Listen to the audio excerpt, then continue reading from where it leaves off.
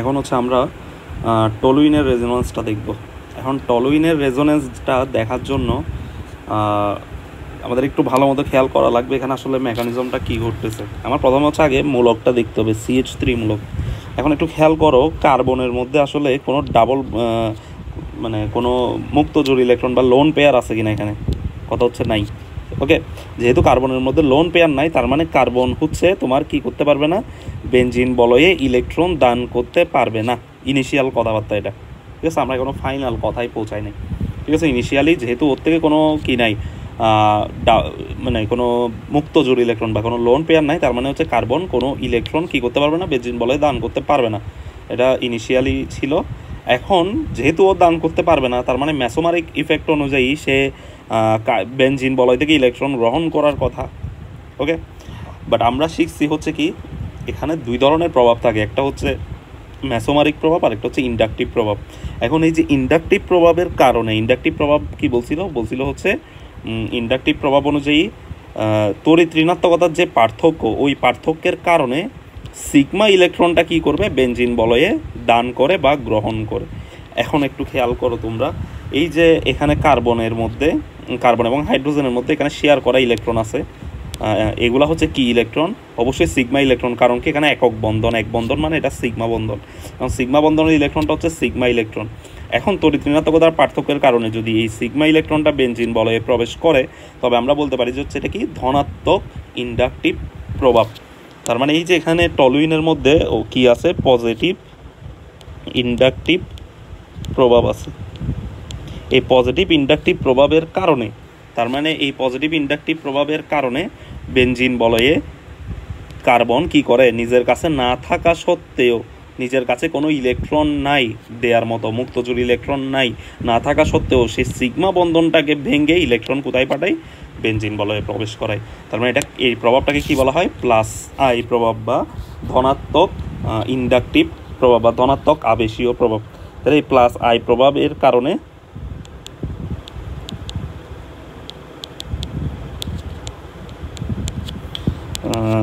CH বন্ধন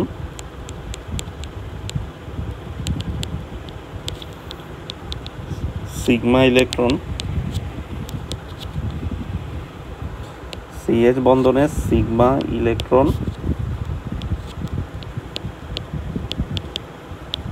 benzene বলয়ে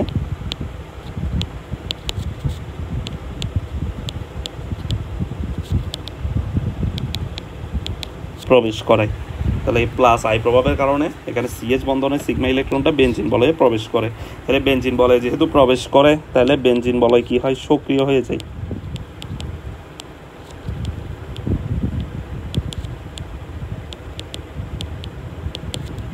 আর benzene বলয় সক্রিয় মানে কি, ওপি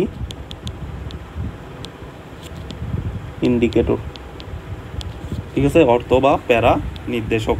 টলুইনকে তাহলে অর্থ, CH3 মূলককে তাহলে অর্থ প্যারা নির্দেশক বলা হয়। এবার হচ্ছে আমরা দেখবো আসলে কি অর্থ প্যারা নির্দেশক হয় কিনা। ঠিক আছে, চলো আমরা একটু দেখি। তাহলে হচ্ছে এখানে ধনাত্মক ইন্ডাকটিভ প্রভাবের কারণে এই যে CH বন্ধনটা এখানে চলে আসবে, ঠিক আছে, এখানে চলে আসবে। তা এই ইলেকট্রনটা যেহেতু কার্বনের হাতে চলে আসছে, এখন এই হাতের ইলেকট্রনটা কই চলে যাবে, মাথায় চলে যাবে। ক্লিয়ার?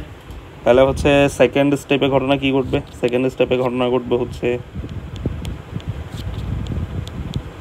যেহেতু কার্বন থেকে ইলেকট্রনটা দিয়ে দিছে, তাহলে কার্বনের এই জায়গায় ডাবল বন্ড হয়ে যাবে, কারণ এখানে ইলেকট্রনটা এই জায়গায় চলে আসছে, এই ইলেকট্রনটা এখানে চলে আসছে, তাহলে এখানে এখন ডাবল বন্ড হয়ে যাবে। আর যেহেতু হাইড্রোজেনের সাথে এখন কোনো সম্পর্ক নাই, তাহলে হাইড্রোজেন প্লাস আকারে এখানে অবস্থান করবে।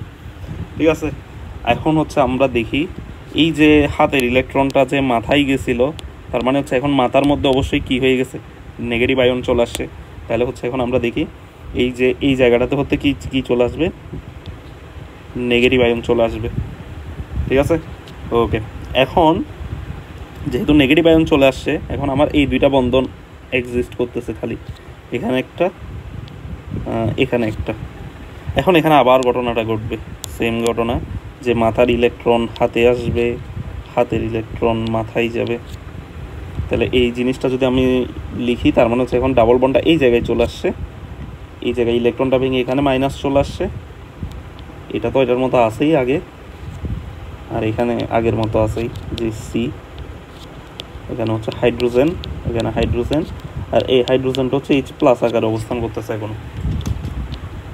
ওকে, তো এই কাহিনীটা এখন আবার ঘটবে। আমি বিভিন্ন কালার চেঞ্জ করে করে তোমাদের দেখাচ্ছি।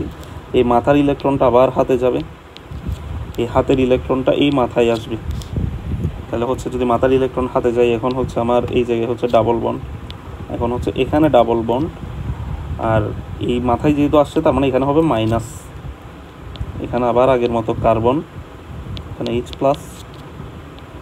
এখানে হাইড্রোজেন, এখানে হাইড্রোজেন। ওকে, আশা করি এটা বুঝছো। এবার লাস্ট স্টেপ, সেটা হচ্ছে কি, একটু মনোযোগ দিবা লাস্ট স্টেপটাতে। এই যে মাথার ইলেকট্রনটা আবার হাতে আসবে, অ্যান্ড এই যে হাতের ইলেকট্রন এটা কই যাবে, এখানে মাথায় যাবে, অর্থাৎ এই জায়গায় যাবে। এখানে গেলে এখন H+ আবার ইলেকট্রনটা পেয়ে আবার আগের মতো কি তৈরি করে ফেলবে, CH বন্ধনটা তৈরি করে ফেলবে। ঠিক আছে, তাহলে হচ্ছে আমরা ডাবল বন্ডগুলো কই পাবো এখন এক্স্যাক্টলি? ডাবল বন্ড একটা পাবো হচ্ছে এখানে, আরেকটা পাবো হচ্ছে আমরা এখানে, আরেকটা পাবো হচ্ছে আমরা এই জায়গাটাতে, আর এই জায়গায় আমার কার্বন,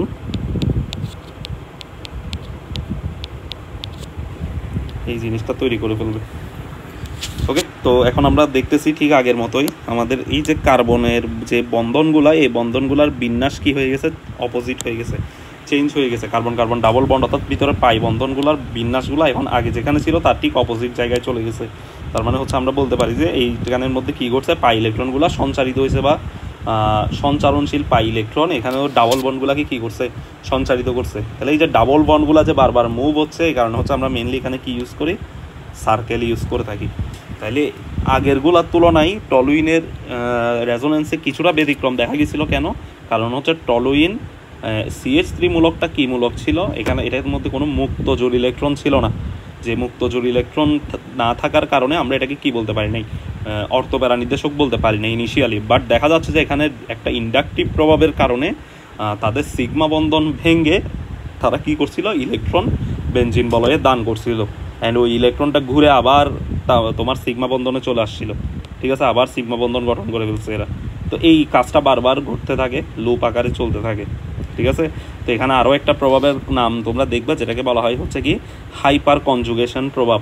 এটাই হচ্ছে সেই হাইপার কনজুগেশন প্রভাব, অর্থাৎ সিঙ্গেল মানে তোমার কি বলতে পারবে, আমরা সিগমা বন্ধন ভেঙে ইলেকট্রন দিয়ে ওই ইলেকট্রন ঘুরে আবার আগের জায়গায় চলে আসে। এটা একটা বিশেষ ধরনের রেজোনেন্স। এই যে বিশেষ ধরনের যে রেজোনেন্স, এই রেজোনেন্সটাকে বলা হয় হচ্ছে হাইপার কনজুগেশন। মানে এই হাইপার কনজুগেশন প্রভাবের কারণে হচ্ছে আসলে এই ধরনের রেজোনেন্স দেখা যায়। ঠিক আছে, তোমাদের বইয়ে আছে হাইপার কনজুগেশন প্রভাব কি, এটা একটু দেখে নিতে পারো চাইলে, বাট এটা খুব একটা তোমার লেখার দরকার নেই, জাস্ট নামটা উল্লেখ করে রাখলে হবে যে হাইপার কনজুগেশন প্রভাবের কারণে টলুইনের এই তোমার কি দেখা যায়, এই ধরনের এই রেজোনেন্স দেখা যায়।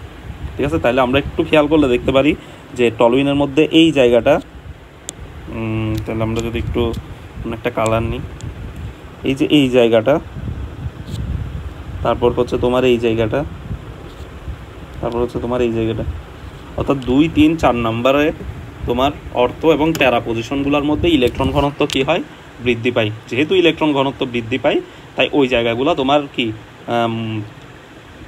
কি বলবো আমরা, ইলেকট্রোফাইলের জন্য পারফেক্ট জায়গা, ইলেকট্রোফাইল ভালো মতো অ্যাটাক করতে পারে মতো জায়গা ক্রিয়েট হয়। তাহলে এই জায়গাগুলোতে এসে ইলেকট্রোফাইল অ্যাটাক করে। তাহলে তোমরা বলতে পারো যে বেনজিন অপেক্ষা টলুইনের কি বেশি, অবশ্যই সক্রিয়তা বেশি, কারণ হচ্ছে বেনজিন বলে কি করে দিছে, এখানে সক্রিয় করে দিছে। তাহলে বেনজিনের নাইট্রেশনের তুলনায় টলুইনের নাইট্রেশন কি হবে, খুবই ফাস্ট ঘটবে, অর্থাৎ টলুইনের পাওয়ার অনেক বেশি যদি নাইট্রেশনের কথা আসে। ঠিক আছে, অর্থপ্যারা নির্দেশকের মধ্যে নাইট্রোমূলকটা যুক্ত হয়। তাহলে এখানে মেইনলি কী ঘটে তোমরা বলতে পারো, এই বিক্রিয়াটা পরীক্ষার মধ্যে আসে, টলুইন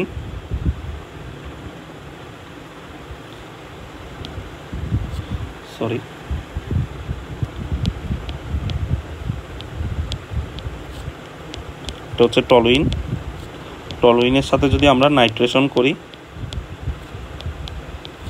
ঠিক আছে, টলুইনের সাথে যদি আমরা নাইট্রেশন করি তাহলে প্রথমত তৈরি হবে হচ্ছে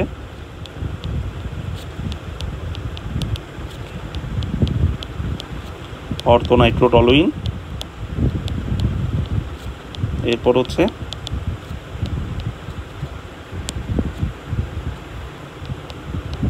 প্যারানাইট্রোটলুইন। ঠিক আছে। তুমি যদি এখন টেম্পারেচারটা বাড়াও তাহলে হচ্ছে তো এই দুইজন মিলে বিক্রিয়া করে টেম্পারেচারের মাধ্যমে তোমার কি তৈরি করবে, অর্থো ও প্যারা নাইট্রোটলুইন।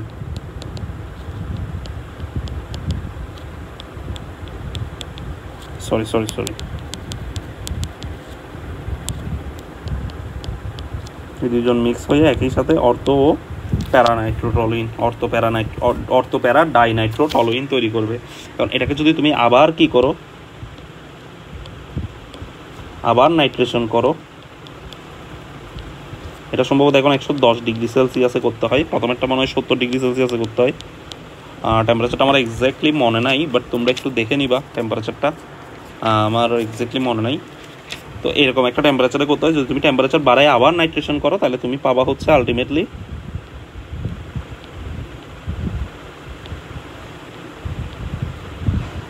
এটা যদি আমরা বলি CH3,